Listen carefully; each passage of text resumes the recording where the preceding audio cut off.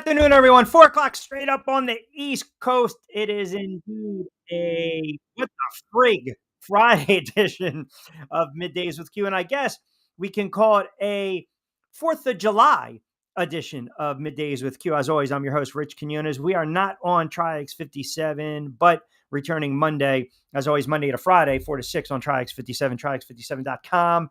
So we're sprinkled in on my YouTube channel, on my other channel. We've got the X platform, Rich Q on Q. You guys know how to obviously get social with us. It's pretty easy to do, as I mentioned. Follow along, even though we're not on Triax today, Facebook, IG, and X. And of course, at Rich Q on Q, at Rich Q on IG and X, and Rich Q on the mic on TikTok. And as I mentioned, as far as the YouTube channels today, little mixed bag, potpourri, if you will. Not only are we on my channel at Rich Quinones, but we're also on Caribbean Deportes Talk channel, which is going to be the new show at Tropical Bets Ahora, which we will start to take a look at what's going on in the world of sports betting gambling among the Caribbean. And that's also going to air on SR 1029 FM, The Game, Coastal Sports Network. But with that being said, I hope you guys are having a wonderful 4th of July, and that's pretty wild that you want to spend a couple moments with me. I appreciate that. Very busy Friday. We'll get into the baseball. We've got our question of the day, the Q-Fecta pack of picks as well, and kind of recap what's going on in the world of sports over the last week or so. And, listen, we kind of started off the sports week with a lot of NBA news and notes and, the bombshell. Giannis not happy with Milwaukee. Milwaukee turnaround releasing Damian Lillard. Then all of a sudden making the move from Miles Turner from Indiana. We saw the Knicks making a couple moves. The Sixers are still contemplating, thinking about making a couple moves. You got LeBron James out there. What is he going to do? What is he not going to do? So very busy time in the NBA. Baseball-wise, and we'll get into the NBA in a couple moments, but I want to start baseball-wise because as we're seeing these games go on as we speak, the Phillies trail the Reds 9-6. That's in the bottom of the 6th right now, I believe, or check that. That might be the bottom of the 8th, pardon me.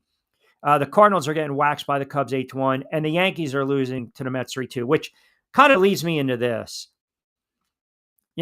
As a Yankees fan and watching what's going on and realizing this team hasn't won a World Series since 2009, understanding that they spit the bit last year in the Fall Classic against the Dodgers, I am of the belief that the Yankees at this moment, when you start to talk about how they are presently constructed and who's at the helm, whether we want to get into Cash, we want to get into Steinbrenner, or we want to get into Aaron Boone.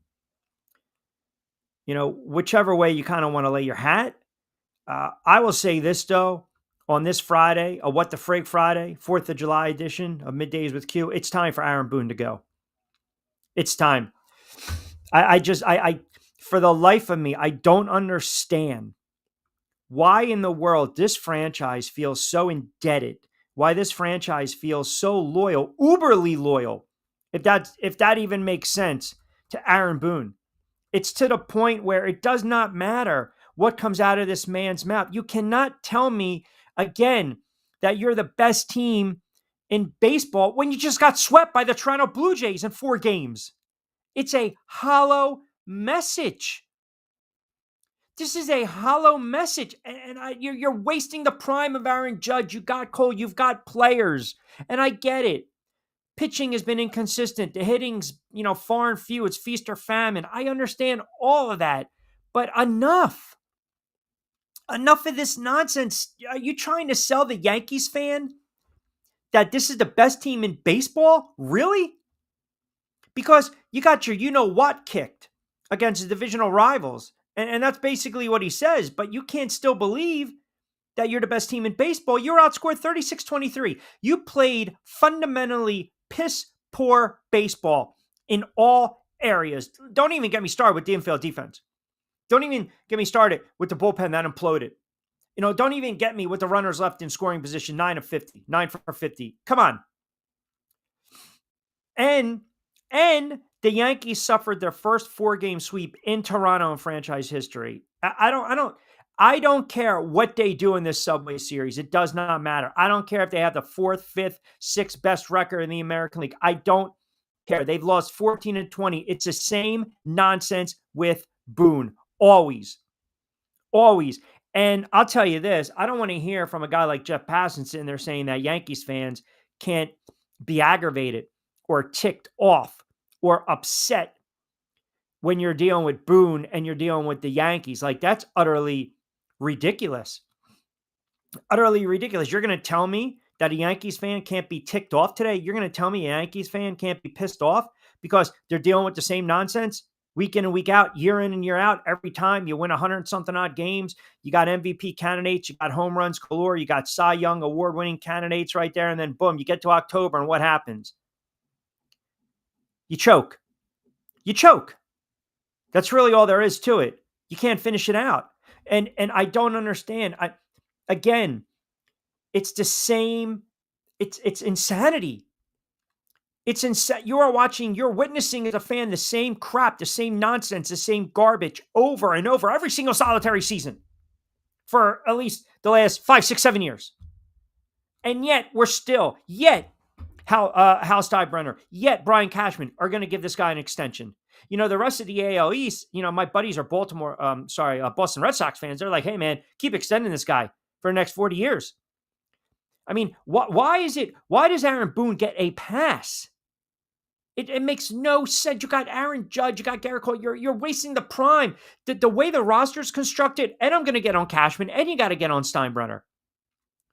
But I'm telling you right now, I'm getting tired of watching this team. I'm getting tired of watching this nonsense. It's garbage. It's bad baseball. And the other thing is, and this is what, other baseball fans, and maybe it is an arrogance, a cockiness, a rite of passage. If you're a Yankees fan and you feel every single season they should be in contention to not only win the AL East, win the pennant, get to the World Series and win it. And that's the reality. And Yankees fans, we have been spoiled.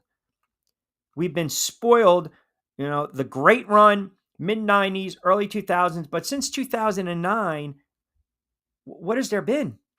There's been hardship. There's been misery. There's been collapses. There's been choke jobs. There's just been disappointing Octobers, disappointing falls. And ultimately, you have to look at the problem. You have to put your finger on the problem. And I'm telling you right now, they're never going to win another World Series with Cashman as GM or Aaron Boone as manager. They're not. And I don't get it. If you're Hal Steinbrenner, we talked about this the other day. I talked about this with the Knicks. And I said, this is par from the course when it comes to being a New York sports fan. It's all about being comfortable. It's all about, being scared, but yet being comfortable. Scared to not think outside the box, comfortable to not even have the stones to even be scared if you're going to make a change. And that's the problem right now with the Yankees. It's exactly the problem. They are so scared and they're so comfortable. They're too comfortable. You have to sometimes cut ties. You have to say a GM. You have to say a head coach. You have to say a manager, a skipper. They have a shelf life, period. Boone can say whatever he wants. It doesn't matter. Their record is what it is. This is a bad baseball team. It's a bad baseball team. I mean, they're going to win 90-something odd games. Okay, fine. And then you're going to choke in the playoffs. You're going to choke in the ALCS. You're going to choke, in a divisional series. If you're lucky to get to the World Series, you're going to do what you did last year against the Dodgers. Winning 110, 115, 120 means nothing to me. It just means nothing. You just blown a 7-game lead in the AL East. It's bad baseball. And the manager, Aaron Boone, has to take a hit. He has to take a hit. You cannot leave him unfeathered, unscathed. You just can't. You're doing yourself a disservice. So, when you hear national guys say, well, the Yankees fan are spoiled. Yeah, back in the day. But we also have this air where we expect to win. And there's nothing wrong with that. And I don't care what you feel, your sentiment towards Cashman, Steinbrenner and or Boone. Ultimately, if you are a fan, you should be pissed off that Aaron Boone's seat is not hot. I just, you've got a talented team and the manager is holding them back. You have a talented team. You've got Judge, you've got Volpe, and he struggles. I get it. You've got Bellinger, you've got the kid Rice that's giving you some flashes. You got Dominguez, you got Goldschmidt, you've got some veterans mixed in. Do you not? You got Stanton, even though he's always friggin' injured. Then you look at the pitching staff, the rotation. This is a talented team. It's a talented team that, for the life of me, is playing horrible baseball. Horrible baseball. You don't win pennants in April and May, but you can lose them. And it's baffling. It's baffling. I mean, you had the issue, we were talking a couple weeks ago about Luke Weaver. He comes off the IL, what was it? June 20th. He's allowed 3 home runs, including a two-run homer to Springer Thursday night in the loss, right? You need guys that got to regroup. You have young guys. You have young guys that are struggling. And again, you're entitled to have your opinion, right? You can have your opinion. And I know there's question marks. Who's it going to be going forward at short? Is it going to be, Lombard Jr.? Is it going to be Anthony Volpe? And Volpe, again, has struggled. We're not disputing that, right? I mean, they're at the forefront. And I understand people, you want to get on the kid. You're allowed to get on the kid. No one's running a kid out of town. What I'm saying is not going to run him out of New York. It's not happening. Stop trying to swing for the fences. You're not Aaron Judge. That's not your game. Gap to gap. That's what used to be, gap to gap hitter. But he's not a power hitter.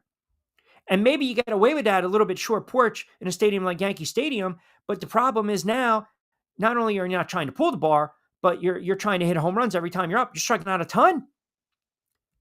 The 20 home runs might come in with 250 strikeouts. I mean, he's in a slide right now that is horrible. I think there was 6 for 53, 54. It's bad. Defensively, 11 errors, most among AL shortstops. Yes, he is an issue. He is a problem. But so is Boone. So is Cashman. Because he's the one, again, constructing this team, constructing this roster, right? Boone takes care of the lineup, manages the pitching staff, but all in all, it's been a dismal first couple of months of the baseball season if you are a Yankees fan. It's been bad. And I'm not going to tell you that they're going to recover.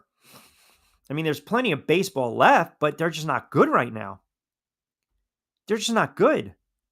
Yeah, maybe you turn around and you win the Subway Series. Okay, great. But you also blew a 7-game lead in the AL East where you had an opportunity to deliver the knockout punch to Toronto, to deliver the knockout punch to Boston. And now you got Tampa Bay right there. A lot of issues. Cincinnati over the Phillies, 9-6, 1 out, bottom of the 9th.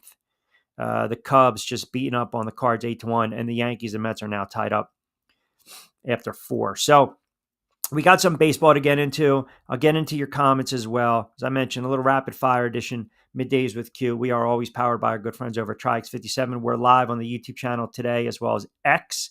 So check us out and find us there. So we're rolling on SR 1029 today, also on my YouTube channel, multiple YouTube channels. So we'll get into a little baseball, get your thoughts on the Mets, the Phillies, the Yankees, whatever questions you want to fire off as well. It is July, which means MLB trade deadline is pretty much right around the corner. We'll mix in a little NFL news and notes. And as I mentioned, NBA, it does not sleep. And then the story yesterday we started to kind of dive into and talk about was Julio Cesar Chavez Jr., the whole issue with ICE and deportation and the cartel affiliate, and there's some aftermath to that. There's aftermath to the Beasley stuff in the NBA. There's also perhaps a new betting scandal going on in baseball. I mean, how about that? A new betting scandal. There's something going on in baseball as well that we have to address, we have to get into. And I'll throw out the question of the day. The question of the day, and how about this? Because it's 4th of July, you got to pay homage to Joey Chestnut. Is he perhaps the greatest eater of all time? Now, yesterday we had a little back and forth with the mustard and the ketchup on the hot dogs, right? On the mustard and the ketchup on the hot dogs. But now you got Joey Chestnut just running roughshod. So we're going to talk a little more about that. I want to get your guys' opinions on a little bit of the baseball. We got the NBA, as I mentioned. You got the Beasley issue. You got the issue in baseball with the betting scandal. A little more of the carryover with the Chavez Jr. We'll open up on this Thursday as well. It is 15 past the 4 o'clock hour. Cranking it up. A little abbreviated, rapid fire edition. Middays with Q. Keep it locked in. We will take a quick timeout. We're going to come back on the other side. We'll reset the table. We'll get to your comments as well on a Thursday.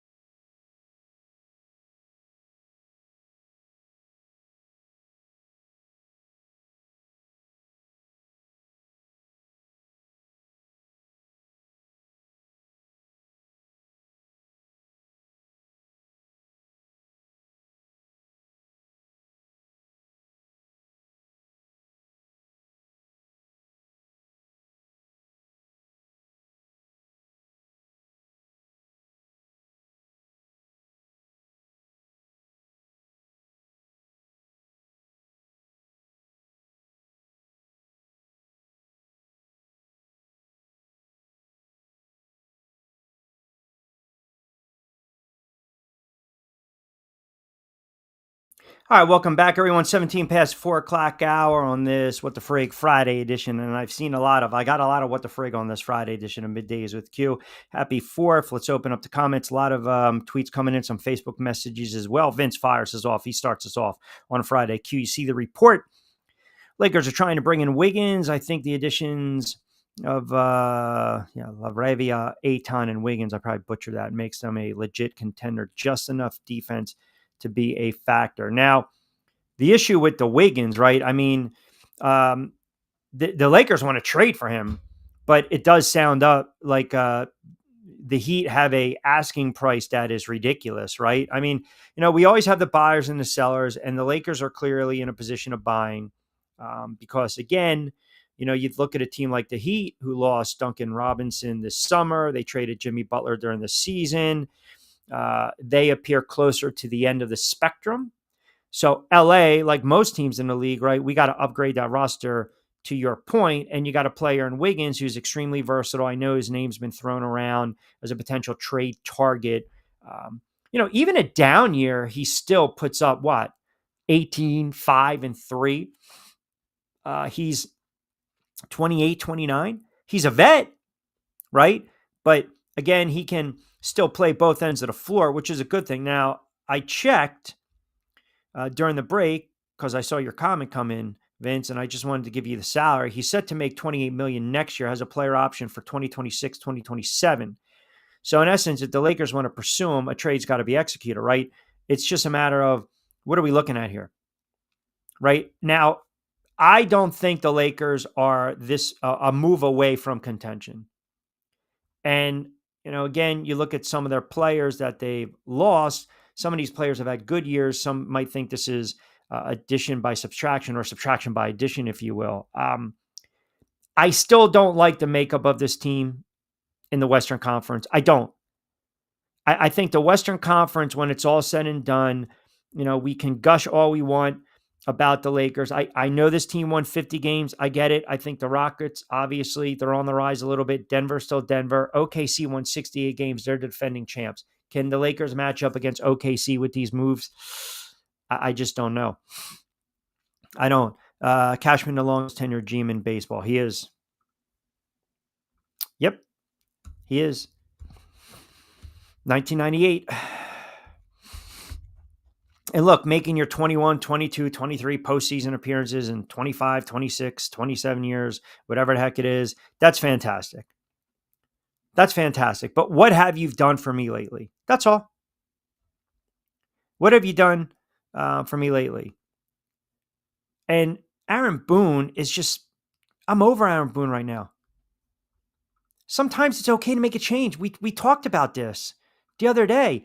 But like I mentioned, you got these franchises, the Giants, the Yanks, and the Knicks, and they get so comfortable. You can be loyal to a fault. And that can be detrimental to the growth of a franchise, of an organization. Now, I'm not saying it's always a knee-jerk reaction. I'm not suggesting that. But what I am trying to impart is that something has to change quickly. I mean, they stink. They stink. And as a fan, it's painful to watch. Why do I have to listen to Boone say they're a good club? It's madness. The dude needs to be on the hot seat. There's absolutely, in any other town, he's done. In any other market, he's done. Just because you've been there a long, long time doesn't necessarily mean you're the right fit. You're the right answer. We always talk about shelf life, body of work, resume. I mean, last year, the more I think about it, if they would have won last year, then think, he's going to get a long, long pass. He is. Look, we were spoiled, right? You had the run in the 50s, which we weren't alive for, the 60s and 70s. You had the run 53, 56, 58, 61, 62. Then you had the lean years. And then they win in 77. They win in 78. But then you had another 20-year stretch, the lean years. But then the mid-90s, 96.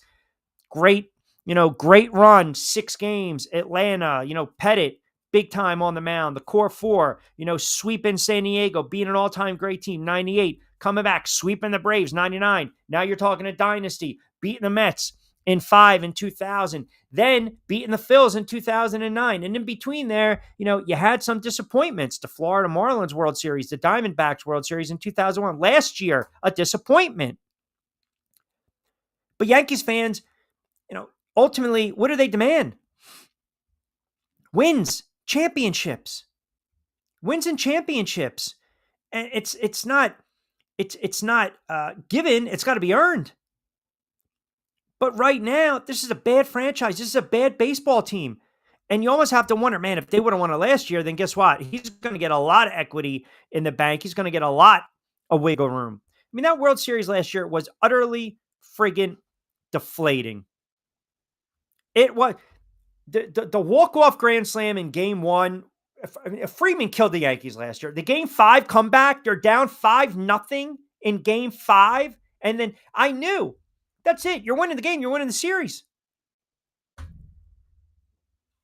And sometimes the blame falls on the GM. Sometimes the blame falls on the manager. Sometimes the blame falls on the ownership group. And all in all, they've done a lousy job over the last decade plus. I'm sorry, they have to take a hit here. They have to.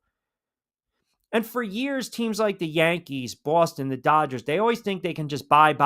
Big markets, right? Everyone's trying to make a splash, spend. It doesn't always equate to championships. Now, yes, the Dodgers have made the right moves. The Dodgers have been a model franchise over the last several years. Dodgers are a hell of a baseball team. They really are. In I would say, very over the years, competitive NL West, you always had the underachieving San Diego, the overachieving Giants, the overachieving Diamondbacks, and then you had a bad Rockies team. But all in all, that division is somewhat relatively competitive. You look at the AL East, Baltimore is a sinking ship, and then you give life to the Boston Red Sox, and they're still a game under 500, but just 6 back. Tampa Bay is an enigma, and the Yankees are better than Toronto. But by virtue of the standings right now, and Toronto sweeping them, Toronto's a better team. Like, it's okay during a baseball season to lose a series or two. It's okay to have stretches where you lose 4 or 5 or 6, but it's unacceptable with the talent that they have and the lineup that they have, and arguably the best player in the game in Aaron Judge, to have these types of slides, 5 of 6, 6 of 7, 10 of 14. It's like what the Mets were doing. The Mets were winning 13 of 15. Then all of a sudden they couldn't win a game to save their lives. But they're not the Yankees. They're not the Yankees. It's just like I said, it's bad baseball. Let me get into a couple of these comments as well. 425.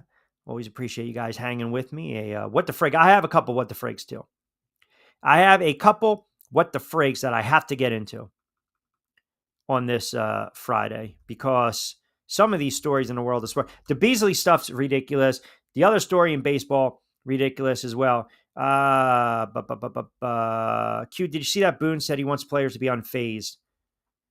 It's a 6-22 stretch.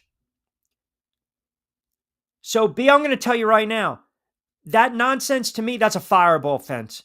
I don't want to hear Boone speak. I don't. I just don't. I don't.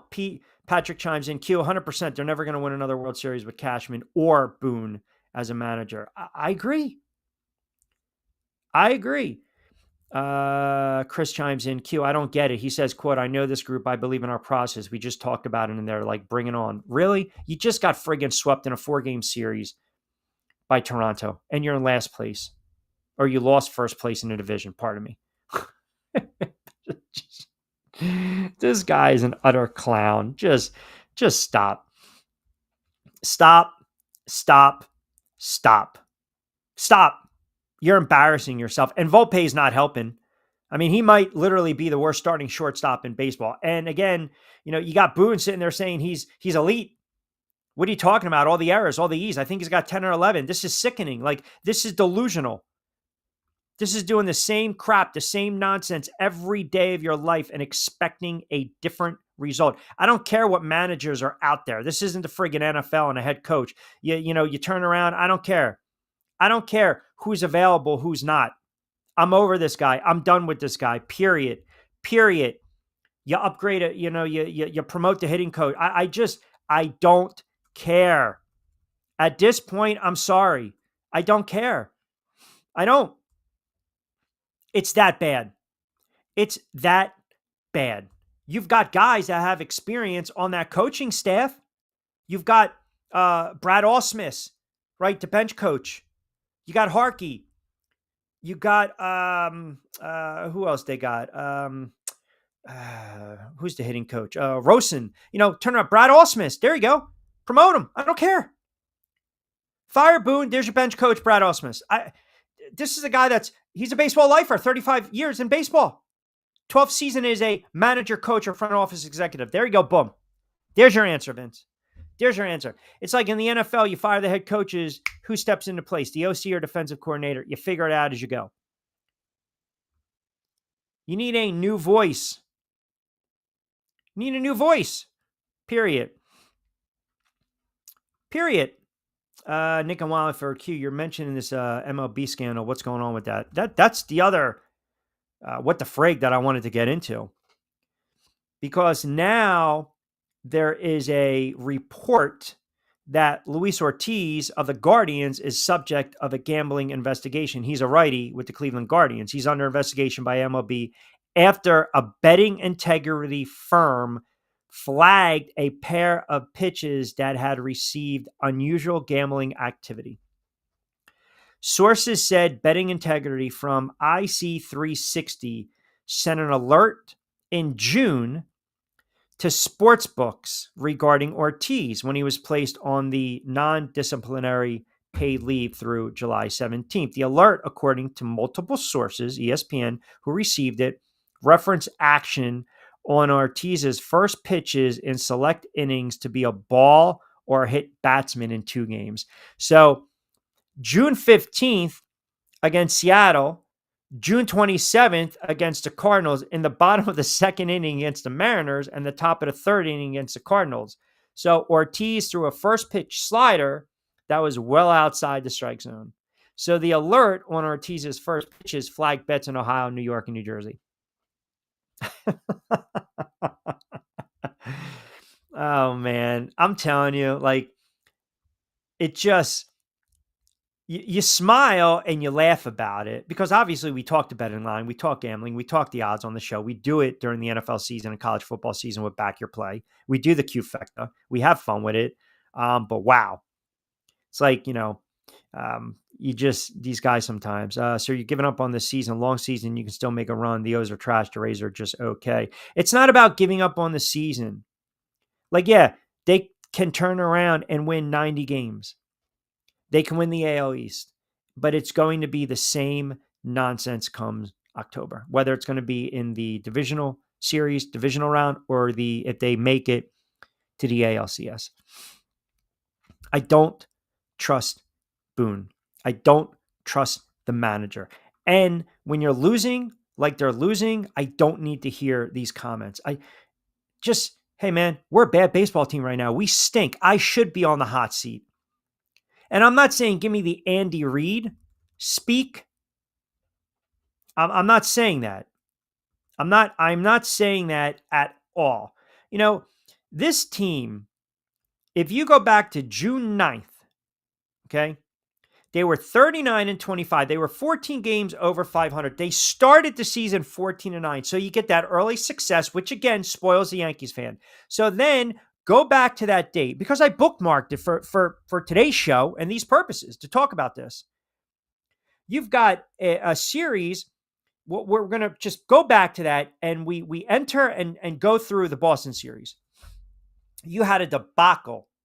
You had a debacle against the hated Red Sox. The pitching was horrible, Vince. The Yankees fan, I'm talking to you guys. You start 14-9. You get that early success. You're 14 games over 500, 39-25, 25-16 since you start. And you're 4.5 games up on the Rays in the AL East. You could deliver the knockout shot to the O's, to Toronto, to the Boston Red Sox. You don't want to give a rival any type of life. So with that being said, the Yankees should have at least, this is the series that really ticked me off. You should have taken 2 or 3 from the Boston Red Sox that weekend, who dropped 2 or 3 from the Angels. So that's a rivalry series you got to win. You got the manager, Aaron Boone, at that moment pushing all the wrong buttons, 2 or 3 of the games. So what else is new? What else is new? The moves that he was making was hurting a bullpen that already stinks, that's already starting to fall apart. And you saw it. You go back to that 11-7 loss to the Boston Red Sox. They implode for 11 runs, 12 hits, and you give up 5 home runs. You play well early, you play him tight, you get solid pitching, and then it blows up in the face. Why? Now, Rodon has pitched well in spots, and he pitched well in that series, but this is where I get annoyed. You had an opportunity to bury the Red Sox early. You score 20 runs in a season, you should win. You should win. This team is such an enigma. That's what is annoying. I can't figure them out. You take 2 or 3 against the Mets. You're not good enough against the Dodgers. You sweep the Rangers. You lose 2 or 3 from Boston. That's all in that June-ish kind of span. I've seen that. I've watched that movie before. I know that song as a Yankees fan. I've seen it. So it's not about giving up on the season. It's not. It's just, I'm looking around and I'm saying, change. Like, do something. Like, you got to figure something out. You have to. And we can sit there and say, all right, we're going to put it all on player A, B, C. Or, if Judge is struggling, then obviously it's low-bearing fruit. We got to get on Aaron Judge. But Aaron Judge is having an MVP-like season. What else is new? I mean, you're wasting the prime, the career of Aaron Judge. And has Aaron Judge had his faults in the postseason? Yes. Has he come up small in big spots in the postseason at times throughout the course of his career? Yes. But we're not even there yet. So that has rankled me. The fact that you go back to some of these series and they just cannot figure out how to beat inferior teams. Inferior teams, period. I want to get to a little NFL. I got a what the frig moment as well. I mentioned Joey Chestnut, perhaps the greatest eater of all time. We got a ton of NFL comments coming in. We broke down the AFC North yesterday. Earlier in the week, we did the AFC West as well with Lloyd Vance. That's up on the YouTube channel on demand, but I want to mix in a little NFC, AFC talk. You know, funny, I brought this up the other day about Kansas City, and lo and behold, national talk heads, yakka, yapping around, were also talking about exactly what I brought up regarding Kansas City. I want to throw it out there when we come back to the break on the other side. We got some more comments coming in. Keep them locked in. As I mentioned, rapid fire edition Middays with Q right here on a Friday edition on this 4th of July weekend. I hope you guys are safe, sound. If you're out there having a little barbecue, having a little hot dog, a little burger, a little steak, a little chicken, have some fruit on the side, whatever the heck you want to do, a couple cold ones. And it's okay to put the mustard and the ketchup on the dog. I don't care what Lloyd Vance said. I don't care what Lloyd Vance said. All right, let's get into some of these comments as well, Facebook and on X and on YouTube. We'll rip through them on the other side. Keep it locked in on a Thursday edition, or I should say Friday edition. See, that's what happens when we get that short week. Quick timeout.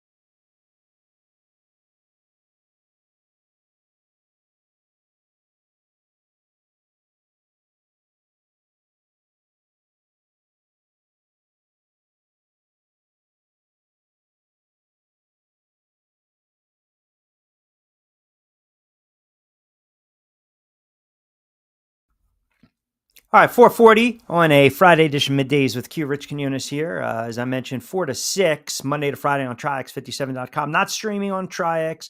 They are doing a lot of work within Atlantic City. A lot of events going on, so don't forget, check them out online, Triax57.com. As always, get social with us. Very easy to do. Follow my good friends over at Triax57. IGX, log on to Triax57. You can follow me on IG and X, and of course, TikTok, Rich Q on the mic. A lot of comments coming in on the Yanks, on baseball, on this betting, gambling scandal, if you will. I did mention this at the break, or I should say leading into the break. We talked a little bit about, and oh, by the way, 40 after were brought to you by our good friends over at Fresh Roasted Coffee, 20% off first purchase. Check the show notes as well, BYP20. I mentioned this. This was brought up the other day on one of the national yapping talking head show regarding Kansas City, the Kansas City Chiefs. Now, if you recall, the other day I said, I believe one of the surprising storylines of the upcoming NFL season, I think something that's going to go unnoticed, the slow decline of the Kansas City Chiefs. The slow decline, and it appears others are kind of following that line of thinking with me. I believe if we're talking right now about teams that are in for a reality check heading into the NFL season, I think Kansas City is one of them. I believe the Philadelphia Eagles broke them. I believe their run, their dynasty, all brief, the flicker, short-lived, wonderful job, it's done. It's over with. I don't see this team getting back to the Super Bowl. You know, it's hard enough when you lose a Super Bowl to get back to a Super Bowl the following year. Now, what makes the Eagles, you give them credit. They got to the Super Bowl, they lost it. They lost the wild card game to Tampa. They got back to the playoffs, and they won the Super Bowl the next year. That takes a sense of toughness, a little fortitude, a little moxie, right? A little wherewithal, and toughness and resiliency. And they were able to put that all on display last season. But the Super Bowl lost by Kansas City in a game that was not even remotely competitive. Folks, that game was not even competitive. The Philadelphia Eagles destroyed them on both sides of the ball. They harassed Patrick Mahomes into just uncharacteristic mistakes, bad throws, bad decision-making. Took that Tampa Bay Bucks blueprint a couple years ago and just basically flipped the script on Kansas City, which is an older team now. It's an older team. Is Patrick Mahomes still Patrick Mahomes? Is he still one of the top quarterbacks in the NFL? Absolutely. But how much can one man do? How much can one man do? I mean, you got to have help. You have to have help on both sides of the ball. And I don't see it. And I think if we're talking about some early storylines to watch, how this team comes out of the gate early on in the season, how will they react knowing that people like me and others in media, talking heads, are saying, hey, this might be the end of that Kansas City Chiefs dynasty, that run. Now, sure, they're not tuning in, right? But if they struggle out of the gate against the Chargers and lose to the Eagles and then lose to the Ravens and they're sitting at 1-3, 2-2, and Mahomes looks off, you're going to start to see that Monday after, whether it's going to be on the mothership or NFL Network or Fox or on XM, on our show, on Middays, we're going to start to talk about, okay, is the run over with Kansas City? Now, a couple years ago, they were stacked and they were 5-4, and they were plus 350 to win the AFC West at the time, and they went on this run and won the Super Bowl. So, yes, some extent, you never want to count them out. But I don't believe this team right now has the horses to compete with Baltimore, and I don't believe they have the horses to compete with the Buffalo Bills. Two other teams that you can easily say their window of opportunity is shutting. It's shutting. Baltimore and Buffalo, respectively, have MVP quarterbacks in Josh Allen and Lamar Jackson. They have two coaches that, if they struggle and stumble out of the gate, then we're going to start talking about them on the hot seat in McDermott and Harbaugh, respectively. Now, Harbaugh already won a chip with Baltimore, but that's like Boone with the Yankees, right? And I mean, obviously, I should say that's like the Yankees winning back in 2009. That's a long time ago. A very, very long time ago, right? So, you sit there, hey, that's fantastic. That's wonderful. And obviously the caveat then was Girardi was the architect of that team that won 103 games and finished first in the AL East and dispatched the Philadelphia Phillies. Fine. but you get what I'm saying. It's like, what have you done for me lately? What have you done for me lately? And I think that's the boat that those two head coaches are in, respectively. So you got three teams I just gave you out of the AFC. Out of the AFC, Buffalo, Baltimore, for obvious reasons, but then Kansas City, because, yeah, you appreciate what they did. Hell, they won 15 games. They could have won 16, but no showed late against Denver. Last game of the regular season, nothing to play for. Everything locked up. And they got trounced in the Super Bowl. How do you respond? How do you recover from that? I don't know if they are. I really don't know if they are. When I tell you that game was not even competitive, that game was not even competitive. It was embarrassing. Philadelphia did anything they wanted on that day. The Philadelphia Eagles, I mean, if we're really being honest, if we're really being fair, they could have turned around and put up 50. They could have turned around and put up 50. That's how bad that game was. And they open up the season on the road Friday in Brazil, September 5th.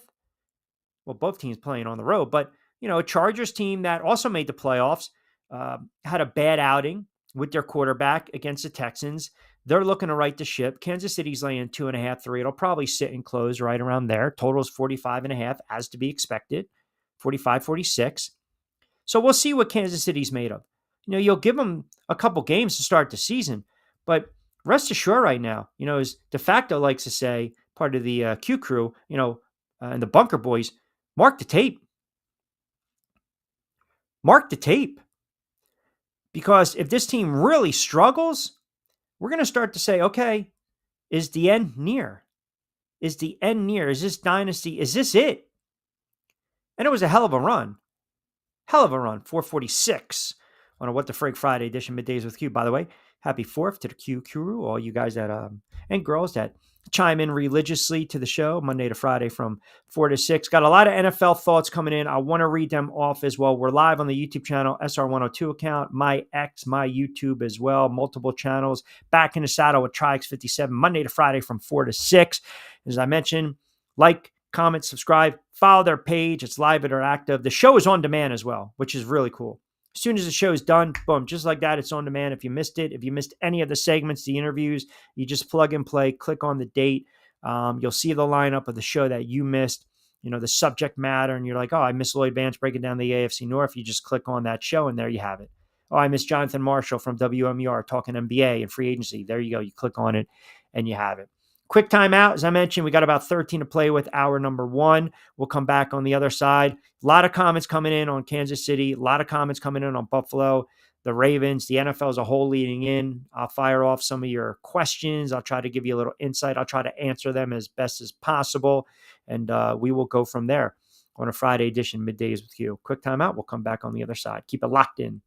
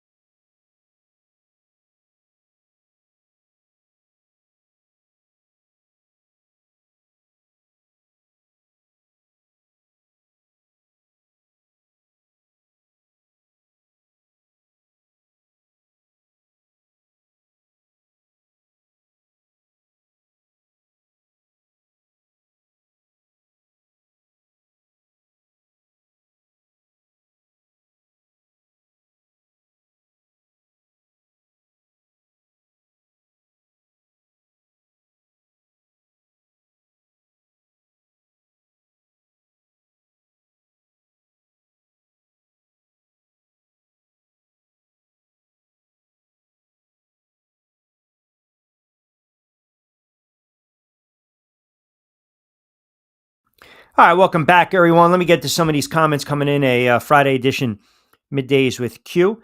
Happy 4th. As always, get social with us. Rich Quinones here, backing us out on Triax Monday to Friday, 4 to 6. We're talking NFL storylines. I gave you a little thought on Baltimore, Buffalo.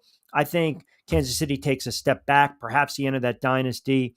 JD chimes in big, Cincinnati fan. Q, your thoughts on Burrow. Will he win the MVP? If he plays like he did last year, Burrow is going to get a lot of attention heading into the season because look at all the attention he got last season. Now, the problem was you have a Cincinnati team that was just, very sporadic, inconsistent, a very frustrating season because defensively they couldn't stop anyone.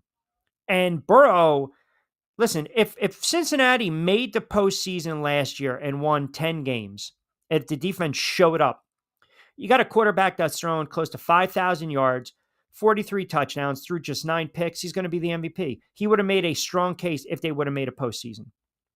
Now, if you repeat those efforts, well, what did we do?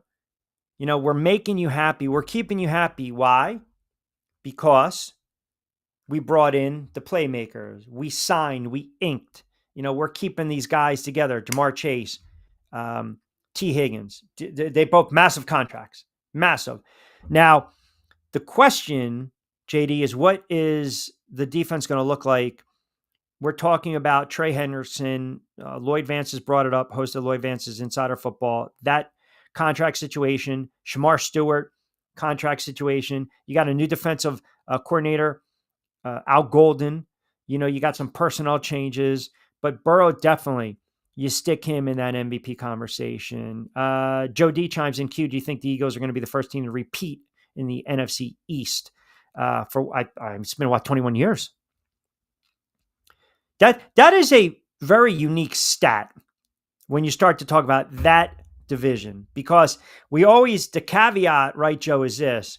Well, we haven't had a repeat winner since. Now, the Eagles, to me, are still the team to beat. You win the Super Bowl, you're defending Super Bowl champs. Until somebody dethrones you, you're the team to beat.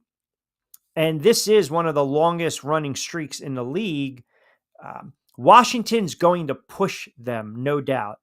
And the Eagles have some holes to fill, right? They had some departures in the offseason, the defense in particular. You lost 4 or 5 key veterans, right?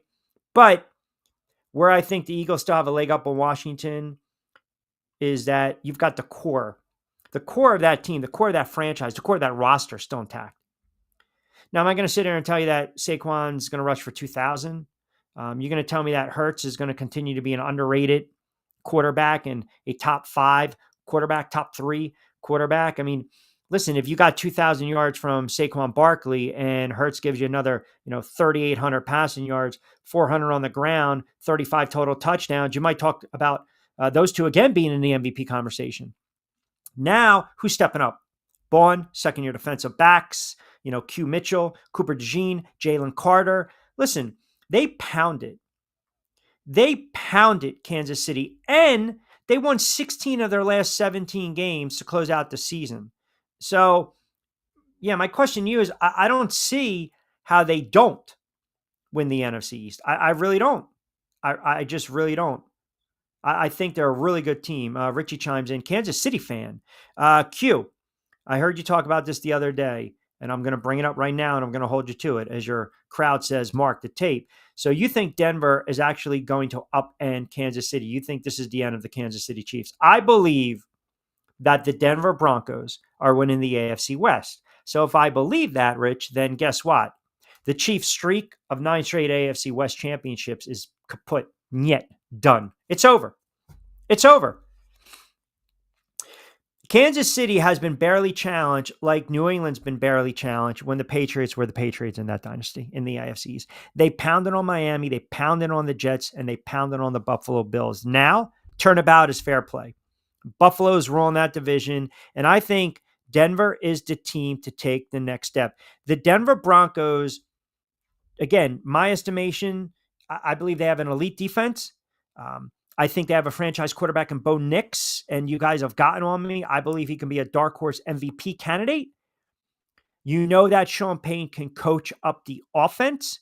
They added some playmakers. And I keep saying this. The move for Ingram is sneaky good. And also go back to that Kansas City game. They would have beat Kansas City, but they had a blocked field goal late.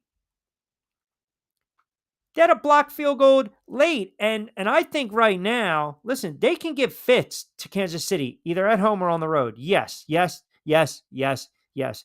Scotty chimes in, Q, what are your projections for the Bears and Caleb Williams? If you're asking me right now what I think Williams is going to do statistically, man, that's a great question. I know Scott's a Bears fan. That's a great question. I mean, if you're a Bears fan, would you settle for...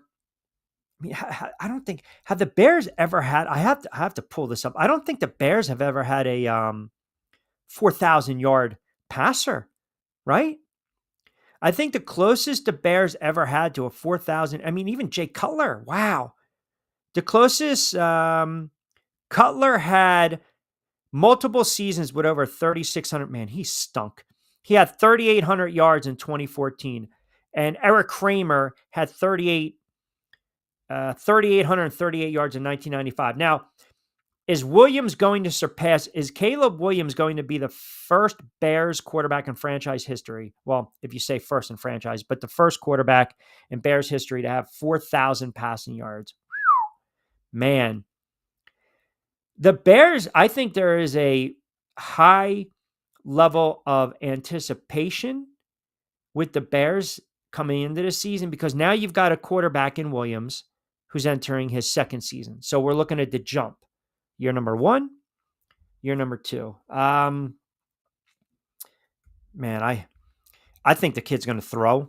I still think they're going to try to run the ball first and foremost, but they're going to open it up. Now, you also got, again, you've got a guy in Ben Johnson. We know what he was able to do in Detroit, with Jared Goff. Run it, gun it, sling it, see what you got. They fixed the defense. Are the Bears going to be a sneaky good team? I don't know. Can Williams surpass 4,000 yards? I believe so. I believe he can. Kevin C., Giants fan, chimes in. Q, I know this is going to pain me to say it, and you're going to get fired up on a What the Frig Friday. Will Daniel Jones win Comeback Player of the Year? What a way to close out on a Friday. Listen, he walked into a really good opportunity, right? Listen, you guys have heard me over the years. I never not liked Daniel Jones. I liked the kid, and I thought he had some talent. Never stayed healthy and was too inconsistent, and it wasn't going to work for Daniel Jones in New York. Goes to Minnesota. Now he signs on with the Colts. You got the issues with Anthony Richardson, who's a third-year vet right now. Jones is pushing him, right? I mean, Richardson hasn't really been pushed, and he's been inconsistent throughout his career. He's lost his job for a couple games over the last season or so. So Daniel Jones is hungry. Daniel Jones wants to show he can be a pro quarterback. He can be a starting level caliber quarterback in the NFL. Is he going to turn around and blossom like a Darnold did with Minnesota? I don't know. I don't think so. He's got talent.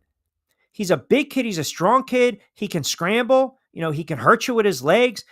If everything's right and sitting in the pocket, he can make the pretty throw. It's just everything's got to work perfectly around him. Man, Daniel Jones winning Comeback Player of the Year, it would be fitting. Yeah, it would be fitting. Why not? Just one more time. Please explain the Sean Payton love I hear everywhere. They had a magical season after a tragic time. What happened after that? Did we just ignore the remaining NY years? Explain yourself, Q. Hold on a second. What are you talking about? Explain what, me? I mean, you want to back me in a corner? Do I think Sean Payton's an overrated head coach? Yeah, I do. Do I think Drew Brees is an overrated quarterback? Yeah, I do. Like, you're getting on me. All I'm saying is he coached the offense. That's all I'm saying. That's it. That's all I'm saying. I never sat here and said Sean Payton is a Hall of Fame coach. Never said that. And to your point, you're right. You know how many bad losses the Saints have had with those two at the helm in the playoffs over the years? In the playoffs? Yeah, you're right. Sean Payton, again, think about it. Well traveled, learned the ins and outs, was a player back in the day, bouncing around. Then he went to Indiana State. He went to Miami. He went to Illinois. He was with the Eagles. Then he went to the Giants as quarterback coach. Then all of a sudden, OC, then the Cowboys. Then he got the Saints gig, right? And he won a championship. He won a Super Bowl after the whole Katrina. You're right. It was just God's way of smiling on New Orleans, that, Louisiana, and it was their moment to shine. But yeah, he's also lost a lot of bad games in his career. So, you thinking I'm giving all this love. I'm saying he can coach up the offense. That's all I'm saying. And remember too, let's not underscore the bounty scandal and suspension. Let's not bypass that.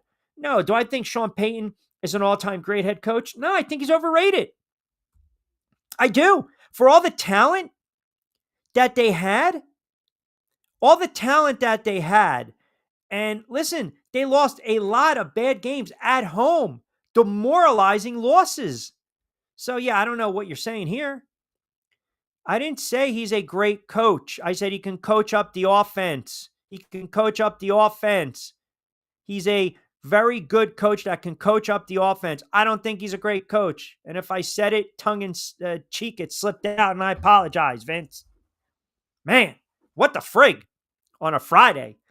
No, I think he's overrated. Just like I think Gruden's overrated. I was never enamored with John Gruden. Offensively, Sean Payton, from coordinator-wise, offensive mind, yes, he's a great offensive mind, but he's not a great head coach. He's not. He isn't. All those years that they had Drew Brees,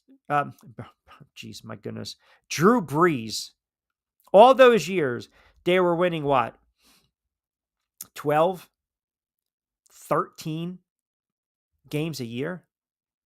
I mean, they were beaten up on a bad division. They had the luxury of playing indoors, pristine conditions, winning 13 games, winning 11, winning 13, winning 13, winning 11. Towards the end of his career, I always looked at Brees as that compiler. I know he's a Hall of Fame quarterback, but I think he's an overrated Hall of Fame quarterback, if I'm allowed to say that, if that even makes sense, if that's acceptable. Drew Brees in his career, playoffs, 500 quarterback.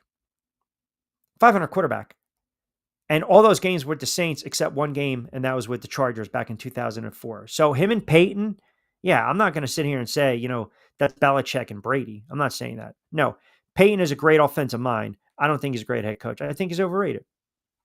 So hopefully I clarified that for you. Did I say it to your liking? Let me finish out with one more comment or two before we get out of here. My goodness. What the frig? What the frig? How about that? Can I say that on a What the Frig Friday? On a 4th of July edition? AJ chimes in, Q, I really can't believe this. I agree with you. As a loyal, diehard Yankees fan who watch these games, we deserve much better. I agree. Chris chimes in, Q, let's be honest. The Boone era has been filled with head-scratching moments, period. Laugh out loud. Yeah. Yeah. Listen, he's not getting fired. That's the problem. See, that's the problem. That's my issue. So you got an analytical yes guy like Brian Cashman. You got hey, we'll do whatever we want to do, stand pat and Steinbrenner. And you got Boone that's saying stuff that's absolutely friggin' delusional. It is delusional. Period. Glenn chimes in, big time Saints fan. Q, are you kidding me? Overrated? What are you smoking on a Friday? Overrated. Yeah. Overrated. Players and coaches can be underrated. Guess what? Coaches and players can be overrated. Even Hall of Fame players or compilers. Yeah. Sorry, Glenn. Hurt your feelings. You got to be a Saint fan on that one. 9-9 in the playoffs, brother. 9-9 in the playoffs. How many bad losses have they had in the playoffs too? Come on. You just got to be honest here. You got to be honest. Let's call it the way we see it. You had one run, 2009. That's it. One run, 2009. And it was all lined up for you, man. It was all special. Listen, that was a special team. That was a special team. It really was. No one's, that was, if you're a football fan, it was fun to watch that year, right? It was fun to watch because you knew that um, they were fighting for so much more, right? They were fighting for so much more.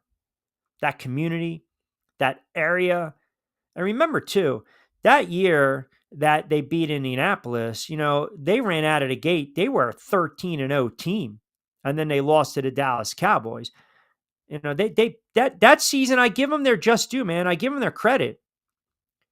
That was an absolute, that was a hell of a team. That was a hell of a team. I'm not going to sugarcoat it and say they weren't a great team, but I'm just saying if you look at them from a historical reference, right? The Saints, and you go throughout their history as, with all the players and the all pros and the Pro Bowls and, the Breezes and the wide receivers and, the good running backs and Sean Payton at the helm, they should have won more than one Super Bowl. That's all I'm saying. They should have won more than one Super Bowl. And ultimately, you're judged by what? Wins and losses, right? We talk legacies. We talk legacies all the time. Your place in the pantheon, the NFL greats, the immortality. Talk about it all the time. That's a franchise that had so many down years, so many lean years. But when you look at those two together, they lost games, man. They lost in wild card games, divisional rounds, NFC championships, wild card games, divisional rounds, games at home that they were hosting, number one seed.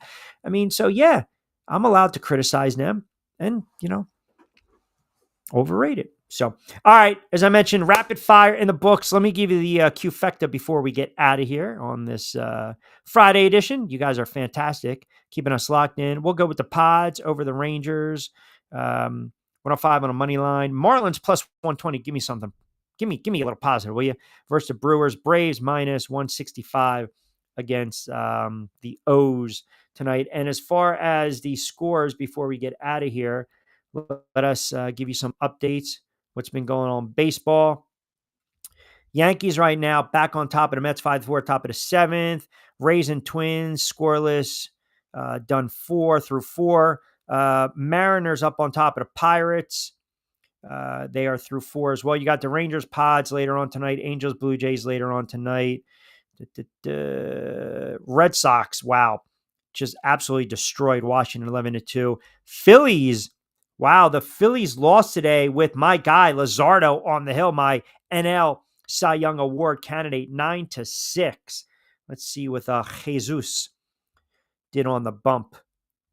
Oh man, he is, he is maddening. He goes just 2 innings. He gives up 6 runs, 5 earned, struck out 4, 3 walks through 60 pitches. They had to go to middle relief in the pen right away. And you had 5 or 6 guys that they blew through, and they lose 9-6 today. Castellanos, first run shot. So they were actually, Phillies were leading this one 3-1. Cincinnati got a run back in the second, opened it up in the third with 5, and then just poured it on 9-6 over the Fightins. Not a good way to celebrate 4th of July if you are a Fightins fan. So there'll be an action tomorrow, 4:05 against the Reds. Alec Boehm struck out with the bases loaded in the 8th, so that pretty much squashed any semblance of a comeback. All right, don't forget, I mentioned we will be back in the saddle Monday, Triax57, 4 to 6. Busy show. We're starting to line up all our guests for college and NFL season. We're going to mix in a little high school football as well, not only in the state of New Jersey, but the state of Delaware, also the state of Florida. We're going to max in a couple of those segments. We're hoping that my man, mi hermano, Angel Martinez, will join me on Mondays going forward. It might be a Lunes Manolo Mendioso Man Up Martinez Monday edition of Middays with Q. And keep it locked into my Twitter account at Rich Q on Q, X, IG, Also, TikTok, Rich Q on the mic. We have a couple new shows starting. Tropical Bets Ahora, which will be part of Coastal Sports Network, SR 1029 FM The Game. It's a look at the betting community in the Caribbean. We've got a couple other shows on the YouTube channel. So we look forward to that. A lot of content we are sprouting out. We gratefully appreciate you guys always keeping us locked in. Great eyeballs today on the 4th of July, and you guys just spent an hour plus with me. So I appreciate it greatly. Again, I'll tweet out some of the new show links over the weekend. Have a wonderful 4th of July. If you guys are going to hit the beach right about now or go out, as I mentioned, drive slow, be safe. A lot of kids around, a lot of families around. Don't drink and drive. Don't text and drive. Enjoy the sports weekend. We will be back in the saddle on Monday right here on Triax57, Triax57.com. From 4 to 6 with a Lunes, Manolo, Mentiroso, Man Up Monday edition of Middays with Q. As always, I'm Rich Quinones. Have a wonderful 4th of July. Have a better sports weekend. We'll talk to you Monday. As always, hasta luego, buen día.